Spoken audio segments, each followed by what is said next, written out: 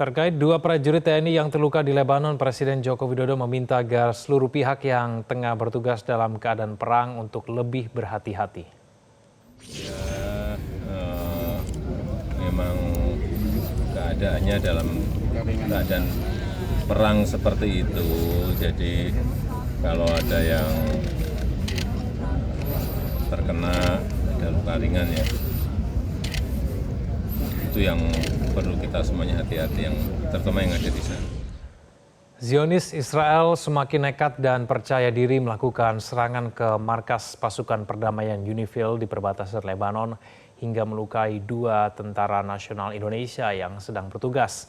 Mengapa Israel semakin beringas melakukan serangan dan bagaimana Indonesia bersikap? Kita akan membahasnya bersama dengan juru bicara Kementerian Luar Negeri, Roy Sumirat, dan pengamat Timur Tengah, Tuku Reza Syah. Pak Reza, Pak Roy, selamat sore. Selamat sore, salam dari Bandung. Selamat sore. Terima kasih atas waktunya bersama kami di Prime Time News.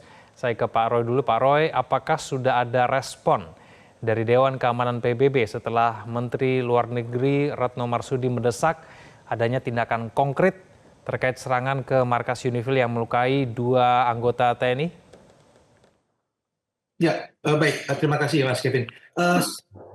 Segera setelah terjadinya insiden tersebut pada tanggal 9 dini hari waktu setempat, dan ketika Ibu Menteri Luar Negeri yang kebetulan pada saat itu sedang berada di Laos untuk mengikuti rangkaian KTT ASEAN bersama dengan Bapak Wakil Presiden, pada saat itu juga tanggal 10 itu Ibu Menteri Luar Negeri menyampaikan pernyataan bahwa Indonesia mengecam keras terjadinya serangan yang dilancarkan oleh Israel tersebut. Dan secara keras Indonesia menyatakan bahwa serangan yang dilakukan oleh tentara Israel ini jelas-jelas melanggar hukum wanita internasional. Dan pada saat itu pula Indonesia melalui perutusan tetap Indonesia yang berada di New York melakukan koordinasi dengan berbagai negara yang lain, anggota PBB, termasuk dengan negara anggota DKPBB. Dan pada saat itu juga di agak sore waktu New York, tanggal 10 itu berarti mungkin sekitar tanggal 11 pagi, subuh waktu Indonesia, telah diselenggarakan pertemuan DKPBB untuk membahas situasi terakhir di Lebanon Selatan. Dan dalam pertemuan tersebut jelas-jelas mayoritas, hampir semua yang berpartisipasi atau bahkan semua yang berpartisipasi mengecam tindakan yang dilakukan oleh Israel tersebut. Jadi sudah ada langkah-langkah tindak lanjut yang harus kita lakukan di berbagai forum, terutama di forum PBB sebagai badan yang memberi mandat kepada keberadaan UNIFIL di Lebanon Selatan. Ya Pak Roy, respon konkret seperti apa yang kita harapkan datang dari Dewan Keamanan PBB terkait dengan hal ini? Ya, tentunya kita berharap DKPBB dapat memenuhi mandat piagam PBB ya. Dalam hal ini DKPBB harus mengambil berbagai langkah untuk menghentikan tindak kekerasan yang dilakukan oleh negara anggota PBB. Dalam hal ini Israel, yang sudah berlangsung bukan hanya di Lebanon Selatan seperti yang saat ini terjadi, namun juga sudah terjadi sejak terutama setahun terakhir ini terkait dengan situasi di Gaza. Dan kita berharap ada sebuah keputusan bersama yang dapat diambil oleh DKPBB yang sama-sama menindak, mengecam keras, atau bahkan memberi tindakan khusus kepada Israel agar menghentikan tindakannya tersebut. Hingga saat ini kita masih menunggu proses pembicaraan, pembahasan, dan negosiasi di markas besar PBB terkait hal tersebut. Baik, Pak Tuku Reza, apa sih tujuan Israel menyerang UNIFIL itu? Ya, tujuan Israel kan menguasai wilayah dalam tempo yang sesingkat-singkatnya. Syukur-syukur wilayah tersebut dikuasai sebelum Donald Trump menang dalam pemilihan kepresidenan. Jadi Israel ini sedang naik singa ceritanya. Netanyahu sedang naik singa, lari kencang. Kalau dia turun, dia diterkam singa. Kalau dia lari terus, dia lengah. Singa juga lelah dan akhirnya dia juga dimakan oleh singa tersebut. Ini analogi ya. Jadi bagi masyarakat Israel saat ini berlaku adalah nakbah.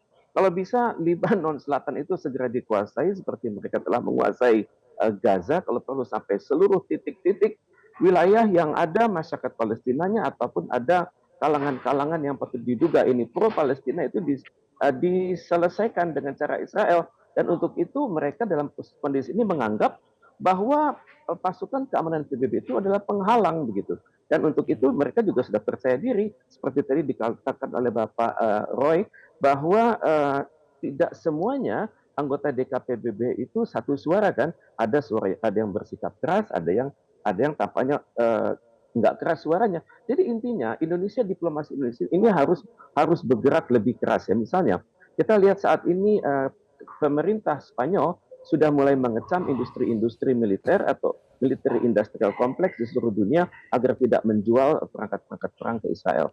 Pada saat yang sama juga kita melihat tekanan-tekanan dari negara-negara di dalam majelis umum sudah sangat keras terhadap Israel. Kemudian baru-baru ini kita juga perhatikan masyarakat-masyarakat di Uni Eropa dan juga Amerika sudah sangat keras, mereka sudah menekan pemerintah mereka agar bersikap lebih keras. Tapi tampaknya keadaan ini kan tidak mengubah keadaan, di mana Israel tetap jumawa itu besar kepala, kemudian tidak mengindahkan kritikan-kritikan dari PBB, bahkan apalagi kritikan dari Indonesia, seperti mana tadi Pak Jokowi mengatakan TNI di Lebanon agar lebih berhati-hati, kemudian juga UNIFIL yang lainnya yang puluhan negara yang direpresentasikan dalam UNIFIL itu juga tampaknya mereka juga sudah berhati-hati. Tapi keadaan ini tidak menjamin Israel akan meredakan tekanannya, karena posisi Israel sekarang adalah lebih cepat Lebanon bagian selatan itu dikuasai dengan pretext atau dengan alasan itu adalah markas Hizbullah ataupun markas siapapun juga yang menentang mereka, itu adalah ancaman perang bagi mereka. Jadi untuk itu ya tentunya Majelis Umum dan juga Dewan Keamanan PBB harus bersikap lebih keras. Misalnya Sekjen PBB selama ini hanya bernada prihatin di kantor PBB, tapi mohon sekali-sekali lah nada prihatin itu disampaikan dikelilingin oleh 15 anggota Dewan Keamanan, 5 anggota tetap dan 15 anggota tidak tetap, 5 anggota tetap dan 10 anggota tidak tetap, ataupun juga berbicara dengan latar belakang kepala-kepala negara tertentu yang datang ke Sekretariat Jenderal PBB, karena tampaknya dunia sedang bingung apa yang harus dilakukan. Pada saat yang sama ratusan korban sudah bertambah, kemudian jumlah mereka yang wafat juga makin meningkat, dan juga untuk ini kita tidak tahu apa yang akan terjadi, padahal PBB akan segera berulang tahun di minggu ketiga bulan Oktober ini. Baik, Pak Roy, selain melakukan protes kepada Dewan Keamanan PBB, apakah ada hal lain yang dilakukan pemerintah Indonesia untuk memastikan perlindungan dan keselamatan terhadap anggota yang bertugas di UNIFIL pasca serangan ini? Tentu kita juga melakukan close coordination, komunikasi dengan pihak PBB, khususnya dengan unit-unit di PBB yang bertanggung jawab terhadap penggelaran pasukan misi perdamaian PBB di seluruh dunia, terutama yang atau terdapat partisipasi kontingen Indonesia di dalamnya. Dan dalam hal ini delegasi Indonesia telah melakukan komunikasi dengan Under Secretary General untuk masalah peacekeeping, dan juga dengan Under Secretary General untuk masalah politik, untuk terus melakukan tukar pikiran dan juga comparing notes mengenai situasi di lapangan dan apa yang mungkin akan dilakukan bersama, baik itu dari pihak sekretariat, dari PBB, ataupun dari negara-negara yang kebetulan sekarang sedang tergabung di dalam UNIFIL sebagai penyumbang pasukan. Karena bagaimanapun juga Indonesia mengingatkan kepada seluruh negara anggota PBB, saat ini komposisi UNIFIL dari 10.000 personil yang ada di lapangan, negara paling besar yang memberikan kontribusi adalah Indonesia dengan 1.250 personil. Dengan demikian sudah selayaknya apabila pandangan Indonesia dan juga saran-saran Indonesia itu mendapatkan perhatian secara memadai oleh seluruh pihak yang terkait dengan penggelaran pasukan. Dan tentu kita akan juga mendengarkan pandangan dari negara-negara troops contributing countries di UNIFIL lainnya mengenai situasi terakhir. Yang pasti as of now tentu saja sesuai dengan mandat pembukaan Undang-Undang Dasar 45 bahwa partisipasi Indonesia di berbagai pasukan pemeliharaan perdamaian PBB merupakan salah satu bentuk dari pengejawantahan pembukaan Undang-Undang Dasar 45 tersebut untuk turut menjaga perdamaian dunia. Pak Roy, melihat Israel yang tampaknya sudah tidak menghormati PBB begitu ya, apakah kemudian kita masih bisa berharap PBB akan mengeluarkan kebijakan yang bijak begitu, mengingat juga ada Amerika Serikat ya di Dewan Keamanan PBB, Pak Roy? Ya, tentu banyak sekali pandangan atau bahkan kritik yang dialamatkan kepada PBB, terutama kepada main bodies-nya, badan-badan utamanya.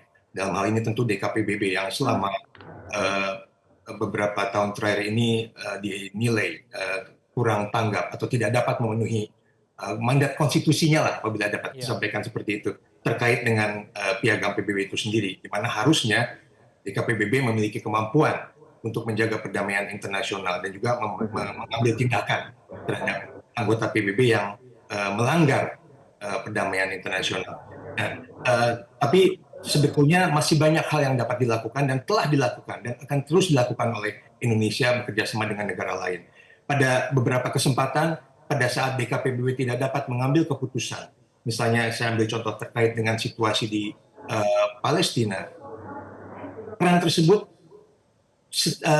diambil alih dalam tanda kutip, meskipun tidak sepenuhnya, dilakukan oleh Majelis Umum PBB yang anggotanya 193 negara anggota PBB. Artinya meskipun bukan badan yang dimandatkan untuk melakukan untuk menjaga perdamaian internasional sesuai piagam PBB, namun terdapat ruang bagi anggota PBB yang lainnya yang bukan tergabung di dalam DKPBB untuk mengambil alih atau turut untuk mengambil peran apabila terjadi deadlock seperti ini, dan itu akan terus kita lakukan. Oke, baik. Pak Reza, terakhir masih kita bisa berharap pada PBB? Kita bisa berharap, tapi harapan ini ya jangan menjadi blank check terus-menerus. Bung Karno pernah berteriak soal ini pada tanggal 30 September 1960 di Majelis Umum dalam sebuah pidato beliau yang berjudul yang ada dalam Memory of the World-nya PBB. Beliau di situ mengatakan a new sampai 3 kali. Jadi ide-ide besar sudah kita katakan dari tahun 60. Pada saat itu PBB baru berumur 15 tahun. Sekarang PBB sudah berumur hampir 80 tahun, tapi Dewan Keamanannya tidak demokratis. Kalau kita berujuk kepada pidato Bung Karno tahun 60 tersebut, itu dikatakan to build the world anew, menciptakan suatu dunia yang baru dengan cara melakukan reformasi atas Dewan Keamanan PBB tersebut. Selanjutnya pada saat yang sama meniadakan penggunaan senjata nuklir. Ini kan ide sudah berkembang dari tahun 60 sampai sekarang. Tidak ada pergerakan di kalangan PBB. Jadi tampaknya Indonesia harus bergerak lebih keras.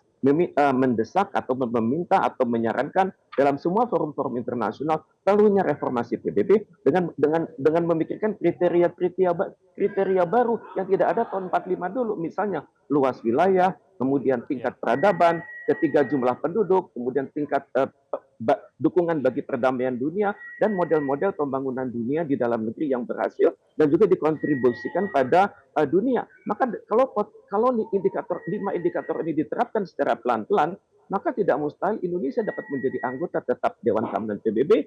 Kita coba pelan-pelan tapi terus-menerus. Dan demikian harapan saya. Baik, Pak Reza Paroi, terima kasih sudah bergabung bersama kami di Prime Time News. Selamat sore semuanya. Jelajahi cara baru mendapatkan informasi. Download Metro TV Extend sekarang.